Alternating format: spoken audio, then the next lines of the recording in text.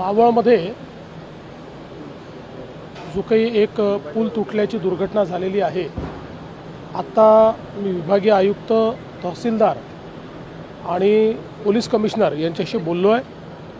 आत्ता प्राथमिक माहिती एवढीच आहे की हा पूल तुटलेला आहे, त्याच्यामध्ये काही लोक जखमी झाले, त्या जखमींना हॉस्पिटलमध्ये नेलेलं आहे आणि त्यासोबत काही लोक अडकलेले आहेत। त्यांच्याकरता NDRFची टीम त्या ठिकाणी पोहोचते आहे, त्यांना रेस्क्यू करण्याकरता।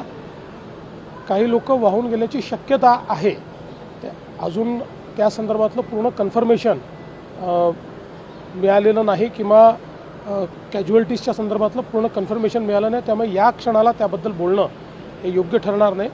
पूर्ण माहिती याची मिळाल्यानंतर याच्यावर आपल्याला माहिती देता येईल। आत्ता प्रशासन तातडीनं सगळी मोबिलायझेशन करून आणि लोकांना कसा दिलासा देता येईल अशा प्रकारचा प्रयत्न चाललेला आहे।